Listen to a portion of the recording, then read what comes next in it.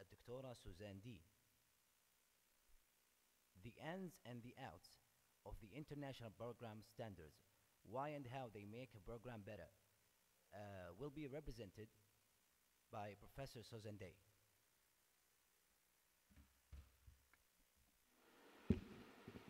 Good morning again.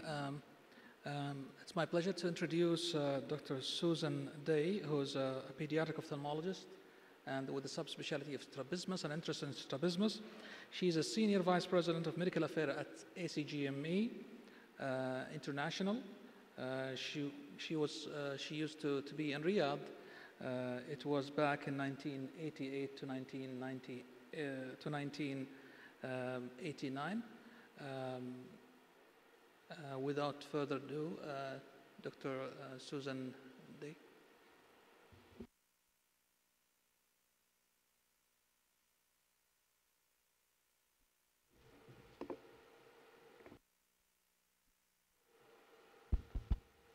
Shukran. Assalamu alaikum. It is a pleasure to be here.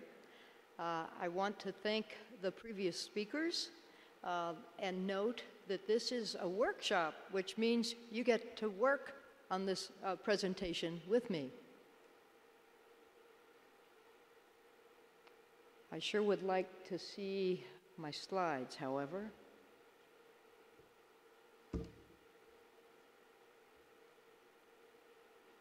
They were working before.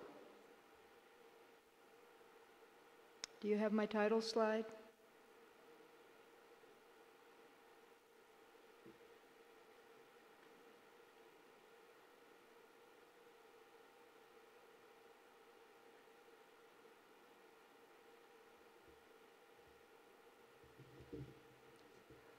While it is being brought up, what I've been asked to talk about is international standards, the ins and outs of the international standards. And I will disclose that I am a full-time employee at the ACGME International.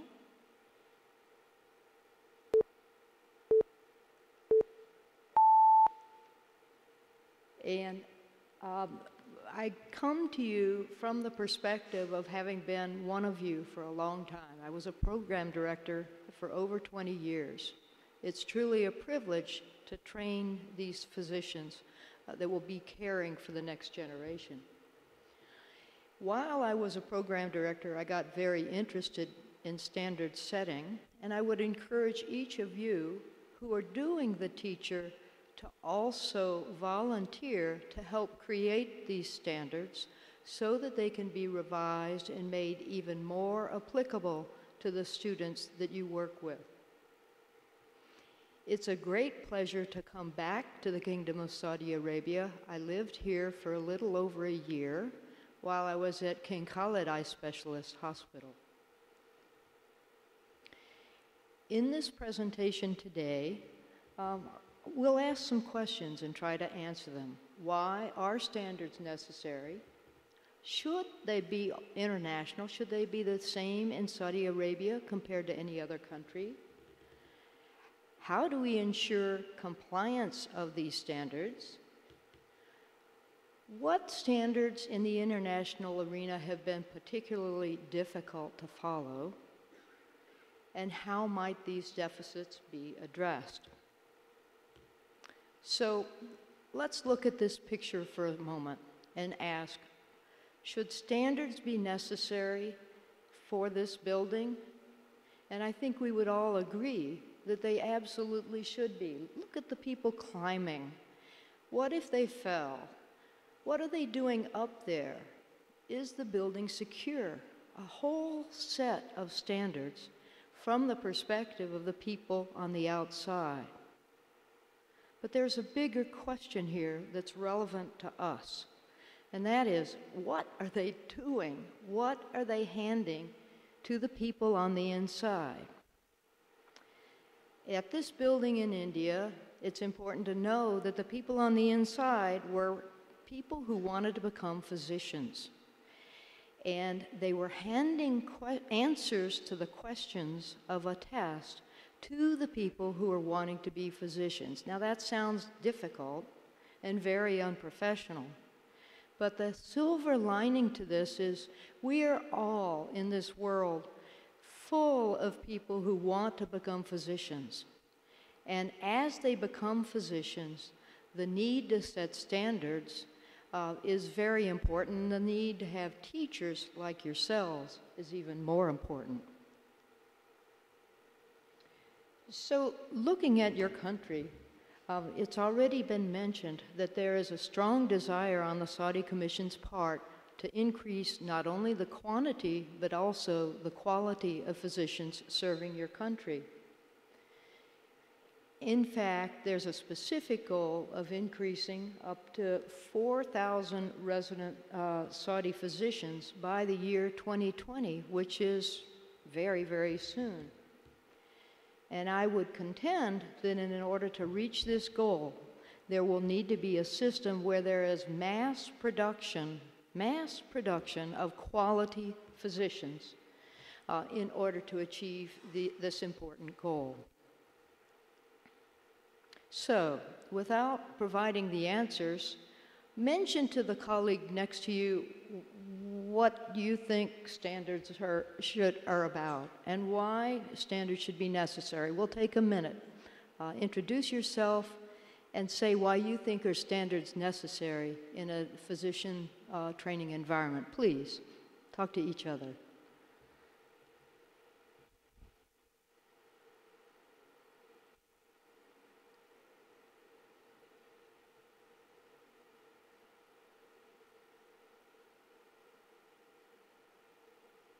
Thank you.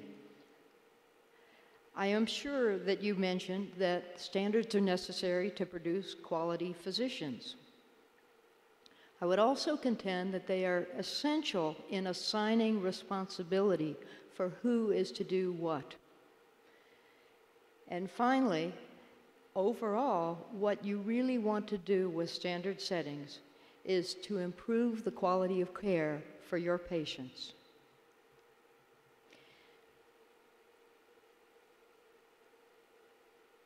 So what's there that's so important about this current time in history that is creating the need for standard setting? Learning medicine is more complicated now. Specialization is the norm. Even if one is to be a family physician, there is a special curriculum and a special set of clinical skills that must be present. There also is a mobility of the population, and I don't mean of the physicians necessarily, but people move around, and the diseases that were unique to one particular area now become present in other regions as well. There is a blending of what disease demographics are about. Even in Africa, some of the more common conditions are ones that relate to malignancy, or cardiovascular disease, or emergency events. And then also, as there are technological improvements in healthcare delivery, there is a need to adopt to and adapt to those technological skills that can only come about by sharing our knowledge in a global sense.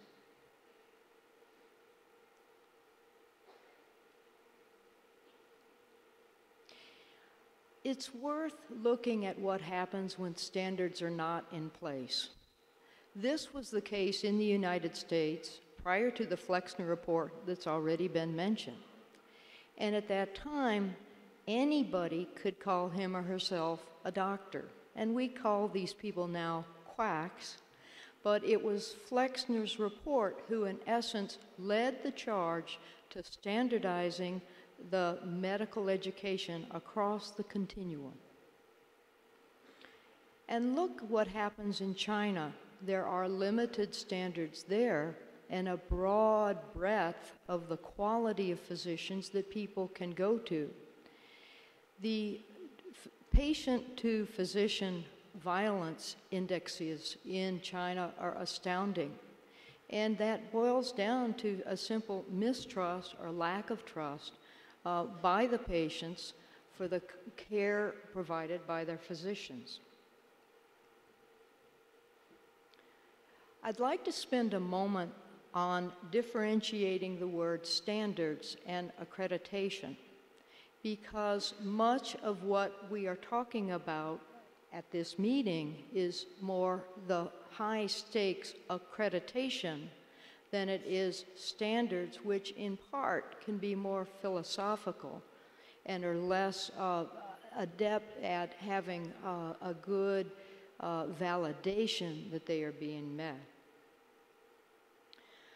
The contents of accreditation that really separate it from standards include that it is a true system of education that is peer-driven in the derivation of the standards. And that's where you, as the teaching peers, are so important in the process.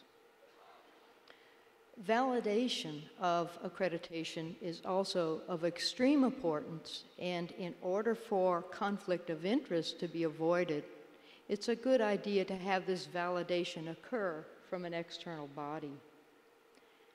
And importantly, at least in the ACGME and ACGMEI definitions, the outcome of a good residency program is that the individual is now capable of independent practice. Let's take a second and turn to your colleague to ask whether standards should all be the same worldwide. What do you think? This could be a simple yes or no. So please turn to the person next to you and address your sense there.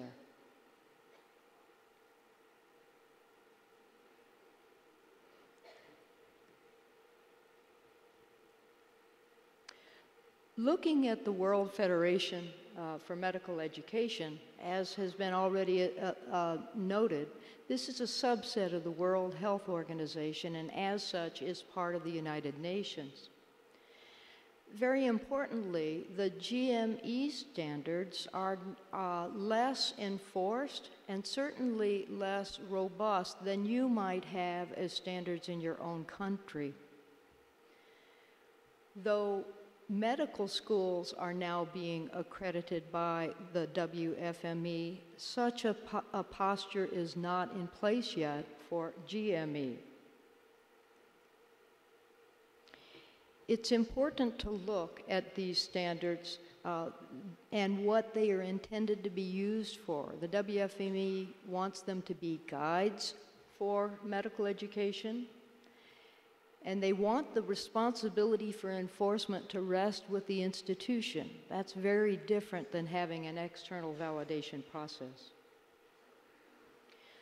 They also want a very local context to be woven into the standards. And some people have coined the term glocalization as opposed to globalization.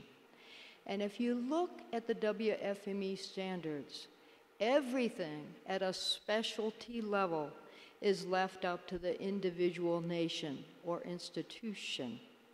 That's an important differentiation from the standards that you are developing, where each specialty must also say what is important for that specialty. It also looks to national bodies, such as the Saudi Commission, to serve as the accreditors for their own country.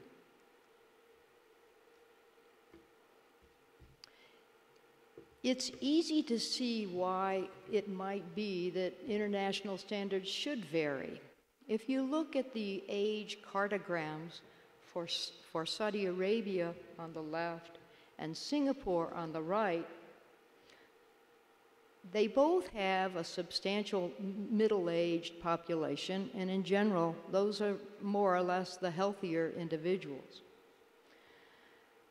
Saudi Arabia has a much younger population, and Singapore has a much older population.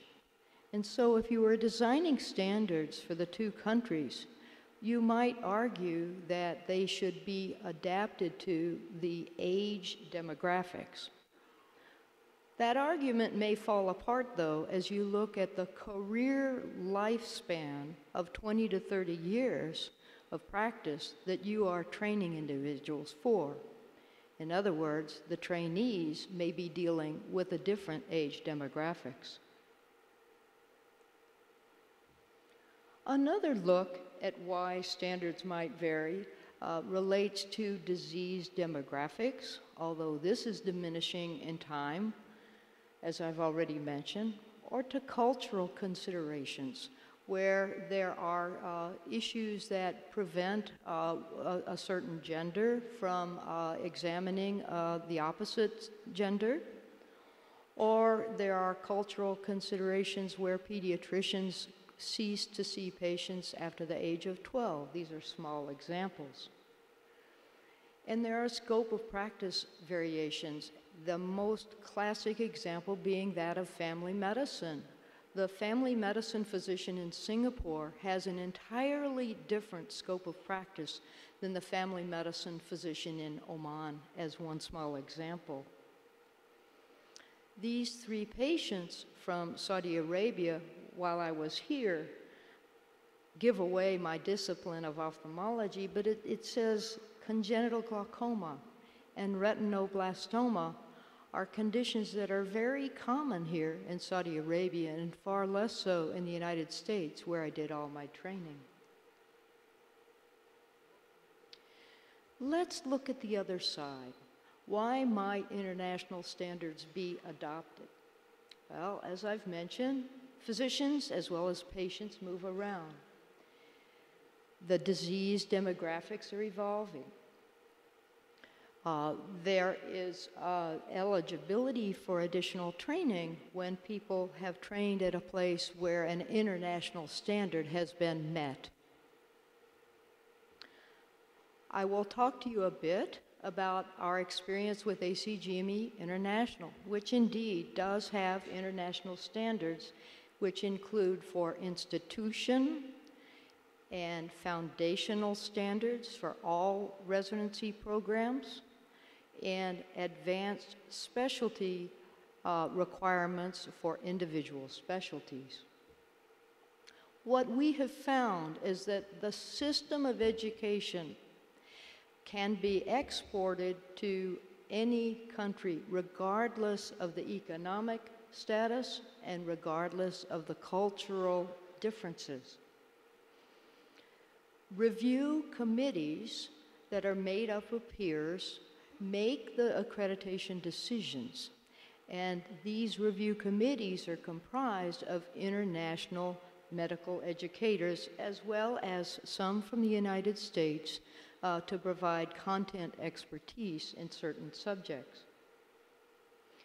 As Dr. Weiss importantly mentioned, the goal of accreditation with our process is to continuously improve the program and the education that the trainees receive. How do we ensure compliance? It's very important to assign responsibilities. And this is where I think the WFME's standards have the greatest ambiguity. By assigning the standards of accreditation to the institution, the medical educators, and the residents, as well as the faculty, there can be a clear understanding moving forward. What standards are difficult to meet? ACGMEI's experience is that one of the greatest ones is the chronic tension between service, that is the hospital needs extra help, and educational needs. Another is that it's a human tendency to favor the resident who is excelling at the expense of the resident who might need more clinical experience. And so this assurance that every resident has the opportunity to learn is another standard that's difficult to meet, but not impossible if you work at it. Scholarly activity, the faculty's sharing of information that they've gleaned from their experience with the rest of the world, with the community, with the region, is a a hurdle that can be met if attention is paid to it. Clinical experience, especially in individual pockets, such as pediatric surgery experience in a general surgery area. And then I think we're all struggling to meet with how do we remedy the problem resident? How do we help them get better? I would note that when programs have weaknesses, it's often the accreditation visits and decisions that point out this weakness. It's difficult for us to see them on our own when we're in the middle of a residency program. Whose job is it to fix? That should be articulated in the accreditation standards, whether it's the program director or the educational community or the institution itself. It's important, very important, to assign responsibility as well as accountability. Talking with your faculty, the wisdom of the group about individual resident performance is also very important.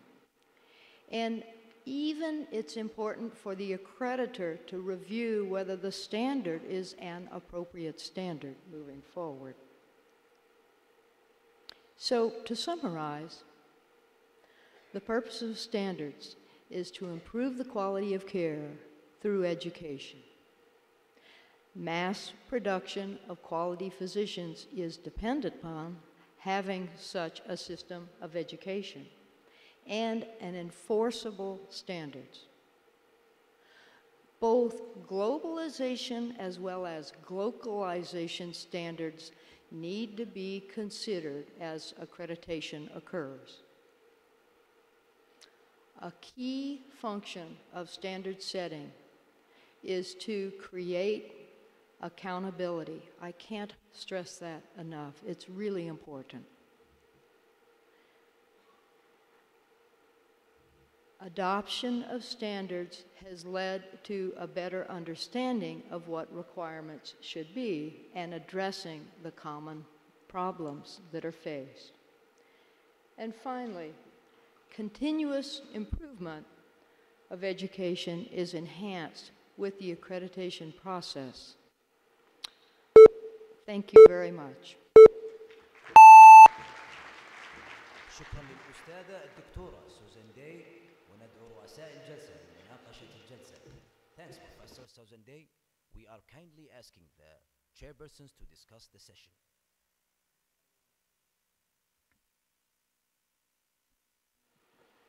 Assalamu alaikum.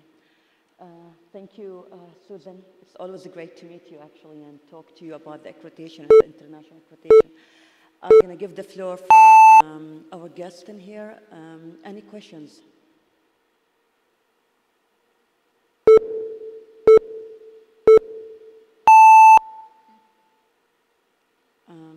Yeah, I can. No? Okay. I will ask you a question, actually, Susan. Now that we're talking about the international accreditation and the ACGME International in Singapore and of course in the GCC country, do you think this is going to last forever? I mean, isn't it the time that they were going to come to end up with you guys and start by themselves? One of the best things a person can do is to make themselves not necessary. So if there were an ability for Singapore or any country that ACGMEI accredits to do it on their own, I would say alhamdulillah. One problem that I see as I address that possibility is the issue of avoiding conflict of interest. The advantage of having multiple countries be involved in the accreditation decision allows that to occur. When accreditation decisions are made on the Singapore residencies, any of the participants in the committee from Singapore leave the room and excuse themselves from the accreditation decision.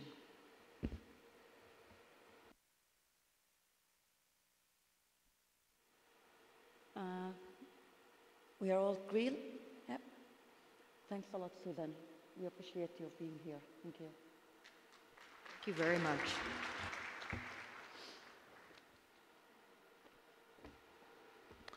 So we're reaching the end of the morning sessions. So we'll go now for prayer and lunch break. We're supposed to be back at 1:30. So those who are going to be in the surveyor workshop will go to their dedicated workshop rooms, and there will be people to guide you. There will be a team guiding you to the workshop area. Otherwise, we'll continue the program in this room. So in the afternoon, we have the third session, and then we will have the admin workshop in this room. The rest of the group will go to the surveyor workshop. Thank you.